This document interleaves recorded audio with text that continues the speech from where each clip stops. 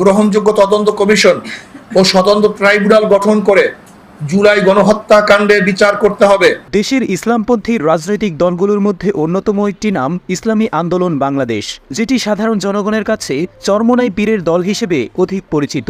গেল কয়েক বছর দেশের রাজনীতিতে দলটি ব্যাপক দ্বৈরথ লক্ষ্য করা গেছে। 1987 সালের 13ই মার্চ ইসলামী আন্দোলন বাংলাদেশ সংগঠনটি আত্মপ্রকাশ করে। তখন দলটির নাম ছিল ইসলামী শাসনতন্ত্র আন্দোলন।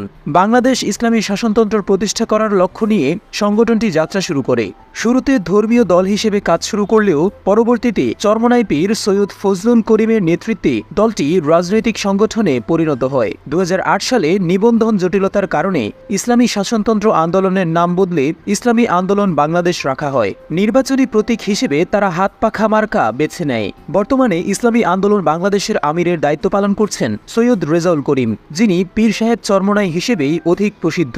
তাছাড়া সংগঠনটির নায়েবে আমির হিসেবে কর্তব্যরত আছেন সৈয়দ ফজলুল করিম। ইসলামী আন্দোলন বাংলাদেশের বিভিন্ন দলীয় কার্যক্রমে আজকাল তাকেই বেশি দেখা যায়। বর্তমানে সংগঠনটিকে এগিয়ে নিতে তিনি বিশেষ ভূমিকা পালন করছেন। দেশের অন্যতম রাজনৈতিক দলগুলোর ন্যায় ইসলামী আন্দোলন বাংলাদেশেরও বিভিন্ন অঙ্গ সংগঠন রয়েছে। সেসব অঙ্গ সংগঠন সমূহের মধ্যে ইসলামী ছাত্র আন্দোলন বাংলাদেশ, ইসলামী যুব আন্দোলন বাংলাদেশ, ইসলামী শ্রমিক আন্দোলন বাংলাদেশ, ইসলামী আইনজীবী পরিষদ, ইসলামী মুক্তিযোদ্ধা প্রজন্ম পরিষদ অন্যতম।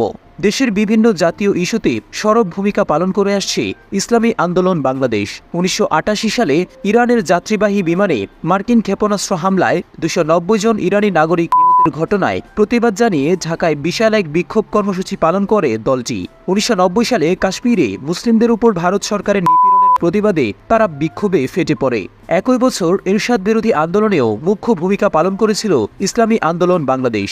বাবরি মসজিদ ধ্বংসের প্রতিবাদেও ভারতের ট্রানজিট না দেওয়া, ব্লাসফেমি আইন প্রণয়ন, এনজিওদের ইসলাম বিরোধী তৎপরতা বন্ধ, কাদিয়ানীদের অমুসলিম ঘোষণা, ইসলাম ধর্মকে কটাক্ষ বন্ধ করা সহ আরও নানান দাবিতে বিভিন্ন সময় রাজপথে নেমেছে ইসলামপন্থী রাজনৈতিক দলটির নেতাকর্মীরা। তাছাড়া ছাত্রদের কোটা সংস্কার আন্দোলন ও ফ্যাসিবাদী হাসিনা সরকারের পতনের লড়াইয়েও বিপ্লবী ভূমিকা পালন করেছে ইসলামী আন্দোলন বাংলাদেশ এবং এর অঙ্গ সংগঠন সমূহ।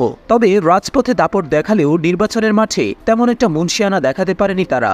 1991 সালের পঞ্চম জাতীয় সংসদ নির্বাচনে মাত্র একটি আসনে নির্বাচিত হয় ইসলামী আন্দোলন বাংলাদেশ। এরপর 1996, 2001, 2008 এবং 2018 সালের জাতীয় সংসদ নির্বাচনে অংশ নিলেও দলটি তেমন একটা সাড়া জাগাতে পারেনি। তবে গেল কয়েকটি বছর সিটি কর্পোরেশনের নির্বাচনসমূহে দাপট দেখিয়েছে ইসলামী আন্দোলন বাংলাদেশ।